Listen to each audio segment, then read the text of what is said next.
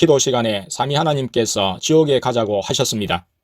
무기를 써서 예수님이신지를 확인했습니다. 지옥에 가려고 예수님께서 내 영을 빼내셨는데 왠지 오늘은 지옥에 가는 게 두렵게 느껴졌습니다. 그래서 예수님께 예수님 무서워요. 담대한 마음 주세요 라고 했습니다. 예수님께서 지옥 문을 여시니까 바닥에 불과 물 같은 게 섞여 있는 것 같이 보였습니다. 이게 뭐예요? 라고 예수님께 여쭈자 불바다 라고 하셨습니다. 사람같이 생긴 것들이 불바다에 있었습니다. 예수님과 나는 작은 배를 타고 노를 저었습니다. 노를 저을 때 물속에 무언가 많이 들어있음을 느꼈습니다. 노를 저으며 가다가 어떤 나무로 만들어진 나루터에 도착했습니다. 나루터에 낙이 몇 마리가 붙어 있었습니다. 예수님께서 위험하니까 너를 들고 갈게 라고 하시며 나의 영을 한 팔로 들으셨습니다.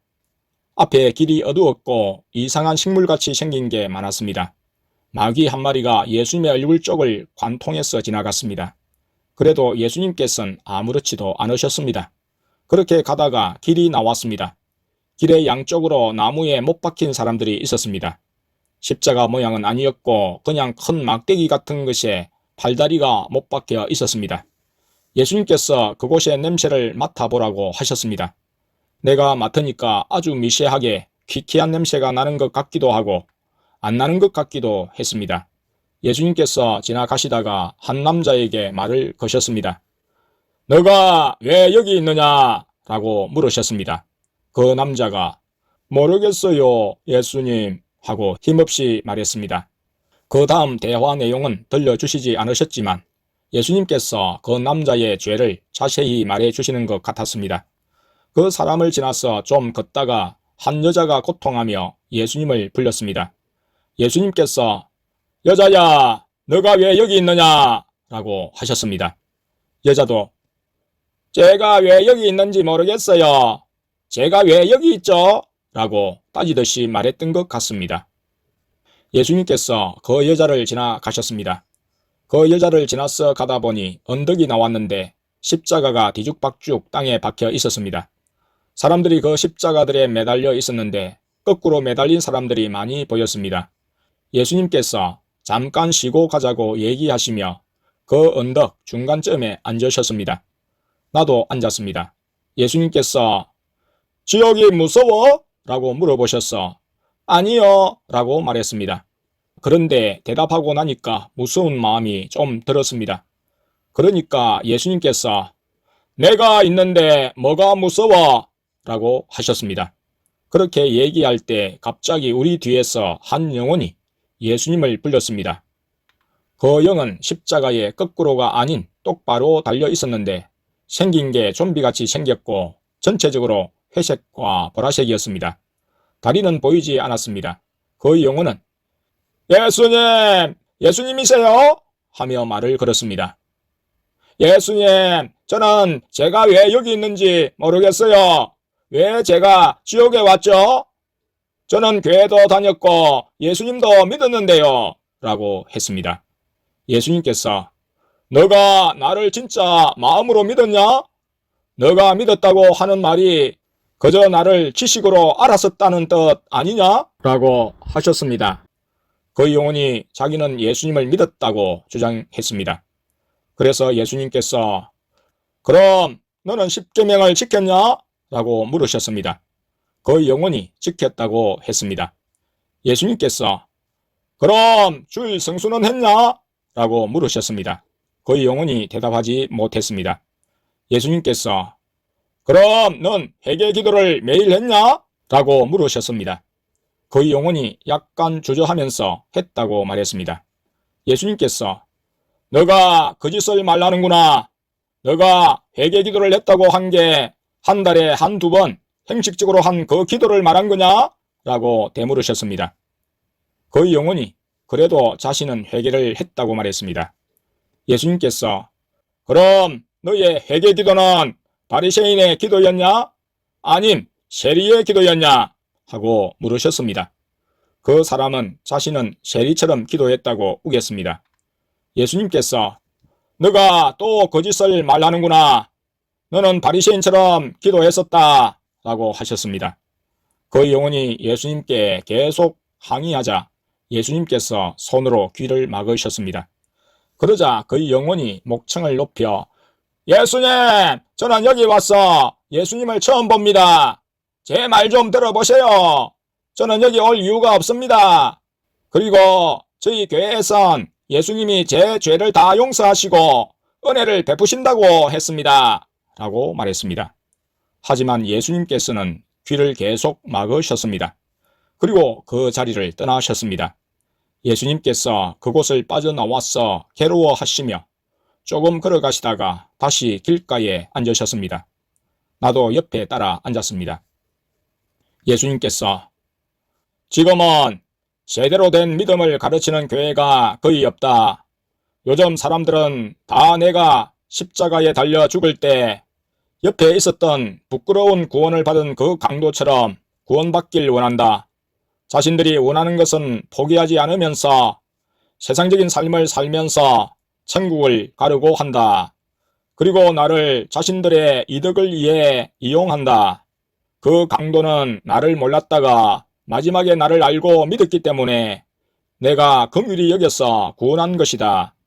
나는 자기 삶을 나에게 내려놓지 않고 자기 마음대로 살다가 마지막 순간에 나를 믿어서 구원을 받으려는 사람들을 긍휼히 여기지 않는다. 현재 교회는 내가 사랑이라는 것만 가르친다. 나의 공의는 가르치지 않는다. 나의 은혜로 모든 것을 다 용서받는다고만 가르친다.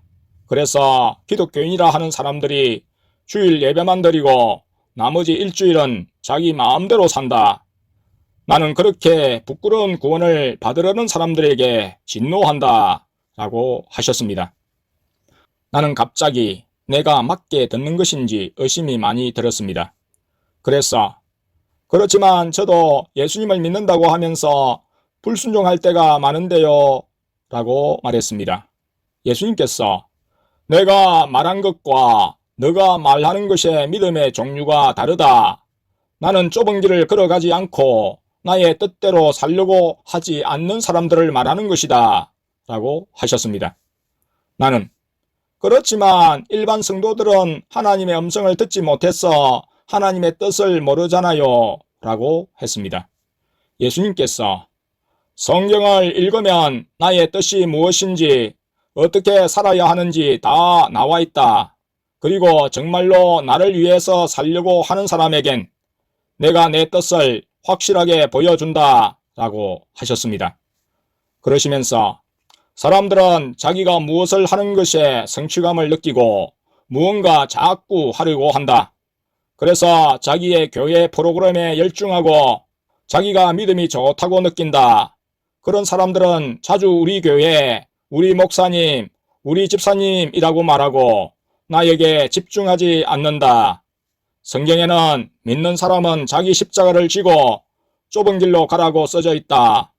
교회에서 봉사나 활동을 많이 해야 한다고 써져 있지 않다. 그런 것에 집중하는 것은 다른 사람들을 위한 것이지 나를 위한 것이 아니다. 그런 것들이 때때로 필요하긴 하지만 나와의 관계와는 상관이 없다. 천국은 나와 친밀한 관계를 가진 사람이 갈 수 있다. 나는 마르다처럼 일을 잘하는 사람이 아니라 마리아처럼 능력이 없어도 나에게 집중하고 나와 친밀한 관계를 가지려는 사람을 기뻐한다. 라고 말씀하셨습니다. 그리고 예수님께서 나는 자주 나를 믿는 자를 소외되고 고독하게 만든다. 그리고 다른 사람들의 인정을 받게 하기보단 다른 사람들에게 핍박받게 한다. 무엇인가 하라고 할 때도 있지만 아무것도 안 하고 가만히 기다리라고 할 때도 있다. 사람들이 자꾸 무엇인가 하려고 하는 것은 자기 만족을 위한 것이다. 라고 하셨습니다. 예수님과 계속 길을 걸어가니 불이 활활 타오르는 곳이 나왔습니다. 불길이 세고 사람보다 훨씬 컸습니다. 그 불 속에서 영혼들이 타고 있었습니다. 예수님께서 불 속에 있는 한 영혼에게 다가가서 말을 거셨습니다. 너가 왜 여기 있느냐? 라고 하셨습니다. 그 여자가 예수님, 저는 제가 왜 여기 있는지 모르겠습니다. 저는 새벽 기도도 매일 나가고 교회에서 봉사도 많이 했습니다. 라고 말했습니다. 예수님께서 그것이 나를 위한 것이었냐? 라고 물으셨습니다. 여자가 그렇다고 했습니다. 예수님께서 아니다. 너는 다른 사람들의 칭찬과 인정을 받기 위해 새벽 기도도 안 빠지고 봉사도 열심히 한 것이다. 라고 하셨습니다. 그리고 그 여자를 지나가셨습니다. 나는 그 여자를 보면서 내 엄마가 떠올랐습니다. 그 다음으로 간 곳은 어떤 감옥이었습니다. 그곳에서 예수님께서 한 영혼에게 또 다가가셔서 말을 거셨습니다. 땡땡야, 너가 왜 여기 있느냐? 라고 하셨습니다. 이름은 들리지가 않았습니다. 그 영혼이 예수님, 억울합니다. 저는 복음을 전한 죄밖에 없습니다. 라고 대답했습니다. 예수님께서 너가 정말 똑바로 복음을 전했느냐? 라고 물으셨습니다. 그 남자가 네, 주님, 저는 그저 사람들에게 예수님을 전파했을 뿐입니다. 라고 말했습니다. 예수님께서 그러면 너는 왜 천국과 지옥을 설교하지 않았고 왜 십자가, 좁은 길, 자기 부인함은 설교하지 않았느냐? 라고 하셨습니다. 그 남자가 그래도 저는 그것들 빼고 다른 것들은 다 설교했습니다. 라고 말했습니다. 예수님께서 너 때문에 지옥 영혼들이 배나 더 늘었다. 라고 하셨습니다. 그 남자가 저는 억울합니다. 저는 이곳에 올 이유가 없습니다. 라고 말했습니다. 예수님께서 무섭게 정색하시고 쳐다보시며 왜 너는 내 교회에서 헌금 많이 한 성도는 잘해주고 교회 일을 많이 하는 사람은 높여졌느냐? 라고 물으셨습니다. 그 사람이 그것은 그 사람들이 믿음이 좋아서 헌금도 많이 하고 교회 일도 많이 한 거죠. 라고 말했습니다.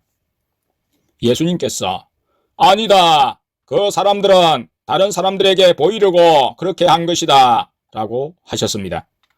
그러자 그 목회자는 저는 억울합니다. 저는 그 사람들이 믿음이 좋은 줄 알았습니다. 라고 했습니다. 예수님께서 그렇다고 치자. 그럼 너는 왜 너의 교회 성장과 부흥에만 관심을 두었느냐? 라고 하셨습니다. 그 사람이 저는 예수님 나라를 확장하기 위해서 그렇게 한 것입니다. 라고 했습니다.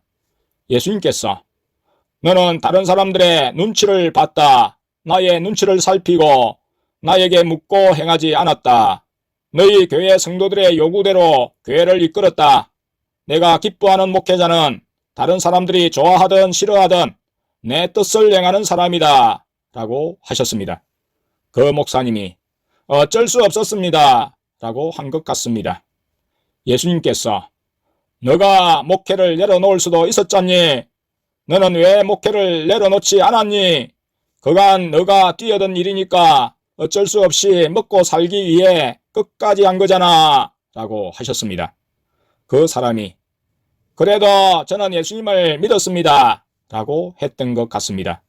그러면서 그 사람이 울었습니다.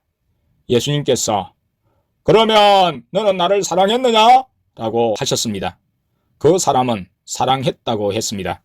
예수님께서 땡땡야, 너가 나를 사랑하긴 했지? 하지만 너의 첫 사랑은 식었고 너의 사랑은 뜨겁지도 않았고 차갑지도 않았다.